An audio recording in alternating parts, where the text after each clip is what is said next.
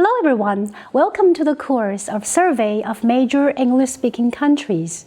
Today, we're going to learn something about Chapter 1, General Introduction of Great Britain. This lecture is about Lesson B, the Introduction of London, Section 2. Last time, we introduced London as the capital and the largest city in England and the United Kingdom, with the largest municipal population in the European Union. Standing on the River Thames in the southeast of England, London has been a major settlement for 2 millennia.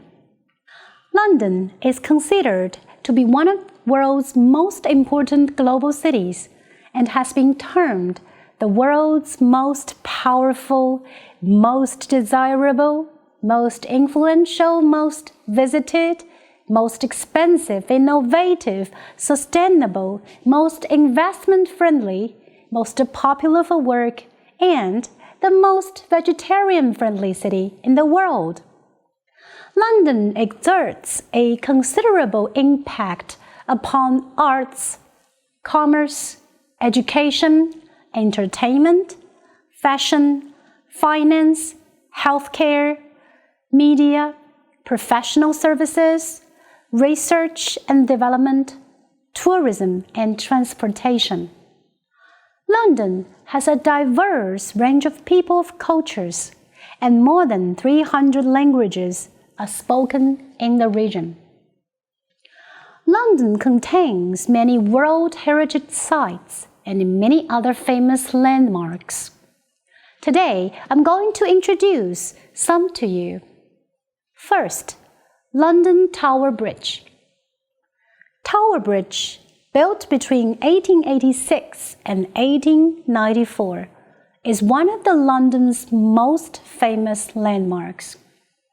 It is a bascule and suspension bridge on River Thames. It has 2 towers in Victorian Gothic style that are connected with 2 walkways that are constructed, so they can resist horizontal forces from suspended parts of the bridge. Base of each tower holds machines that lift 2 parts of the bridge, so bridge can allow passing of river traffic beneath it.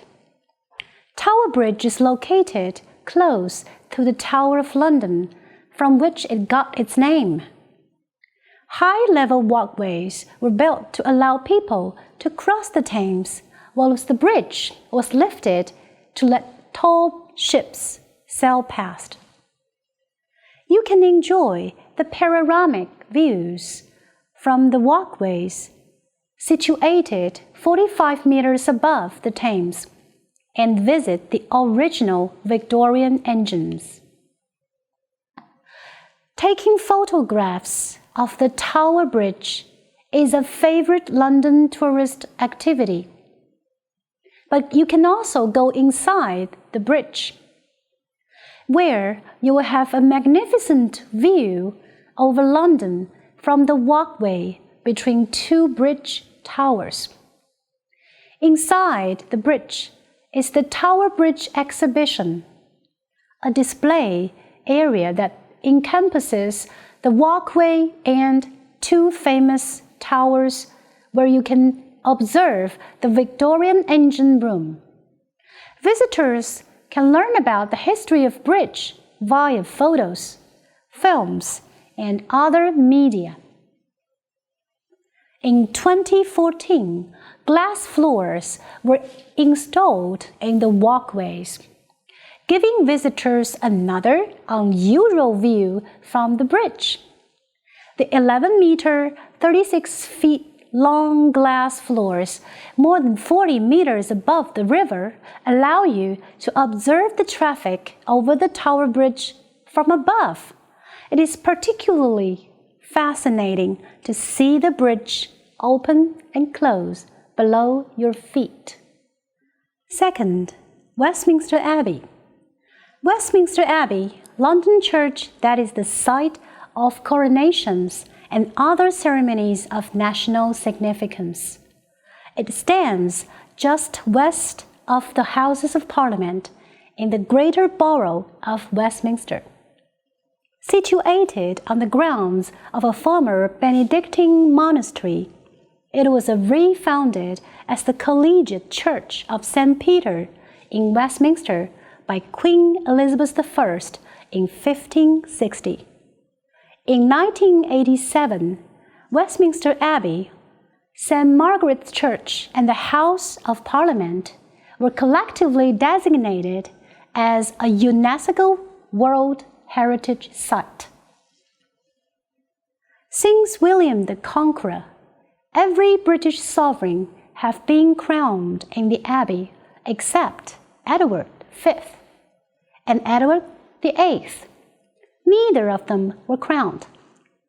Additionally, Westminster Abbey has a long tradition of royal weddings, beginning with Henry I's marriage in 1100. The Abbey was the venue for the wedding of Prince William and Catherine Middleton in 2011. Their parent, Prince Charles and the Princess Diana, also got married here about 40 years ago. Many kings and queens are buried near the shrine of Edward the Confessor. The last sovereign to be buried in the Abbey was George II, died 1760. Since then, they have been buried at Windsor Castle. The Abbey is crowned with the tombs and memorials of famous British subjects, such as Sir Isaac Newton, David Livingstone, and Ernest Rutherford. Part of the south transept is well known at Poets' Corner and includes the tombs of Geoffrey Chaucer, Ben Jonson, Robert Browning, and many others. But Westminster Abbey is so much more than just a burial place for famous and important people. It is most importantly a living, working church. There are 4 services held here every day, 6 on Sundays, and anyone is welcome to attend, whatever faith you belong to. Third, Big Ben. Big Ben is the colloquial name of the clock tower of the Palace of Westminster in London and an informal name for the Great Bell of Westminster, part of the Great Clock of Westminster. The clock tower is located at the northwestern end of the building, the home of the House of Parliament, and contains the famous striking clock and bell. Officially, the tower itself is called Elizabeth Tower. It is previously known as just the Clock Tower, but was renamed in September 2012 as a tribute to the Diamond Jubilee of Queen Elizabeth II. However, most people, including those who live in London, call the tower Big Ben because it is very large. Designed by Edmund Beckett Dennison, the clock took 13 years to build, and it was completed in 1859.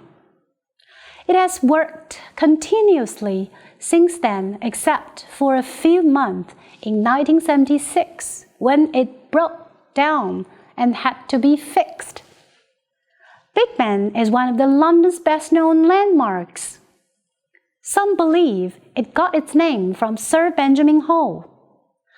The Elizabeth Tower, which it is located in, has become one of the most prominent symbols of the United Kingdom and is often in the establishing shot of films set in London.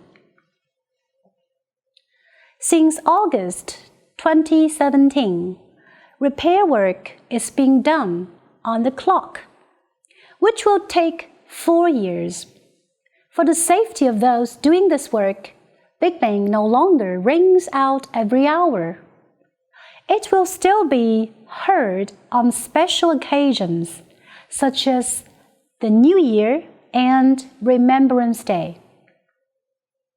The bell known as the Big Ben weighs 13 tons and is the biggest of the 5 bells in Elizabeth Tower. Big Ben only sounds at the top of every hour, and at that time it rings once for every hour. The other 4 bells in the tower are smaller and play a short melody every 15 minutes. This melody, which is broadcast live on BBC Radio 4 at 6 p.m. and midnight every day, can be heard in many other clocks around the world. Fourth, London Eye. The London Eye was the full name of British Airways London Eye, also known as the Millennium Wheel, is one of the world's first as well as the largest observation wheel.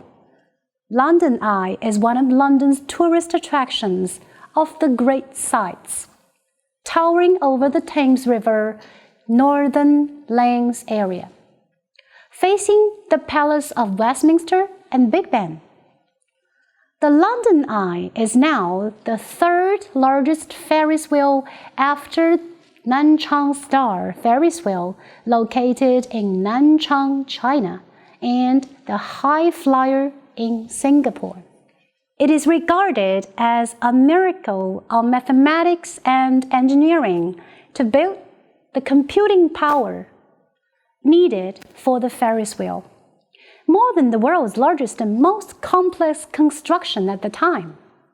London Eye weighs 1,600 pounds, lying in a platform built on floating on the river. The formal opening ceremonies for the London Eye were held on December 31st, 1999, as part of the millennial celebrations in London. It has since been called the Millennium Wheel by many Londoners. Today, the London Eye is one of the tourist attractions in London and is also very popular with local Londoners. It has provided rides to over 30 million people since its opening in 2000. There are many other places of interest or historical sites in London. For example, Downing Street is a street in London that houses the official residences and offices of the Prime Minister of the United Kingdom and the Chancellor. The Prime Minister's official residence is number 10 Downing Street, and the Chancellor's official residence is number 11. So, the Downing Street is also used as another name for the government of the United Kingdom. Hyde Park is one of the most famous parks in London. With other 10 royal parks in London, Hyde Park was the private garden and hunting place for the royals. All the parks today are open to public for free. Anyone could go to enjoy the great view and British gardening. That's all for today. Thank you, ladies and gentlemen.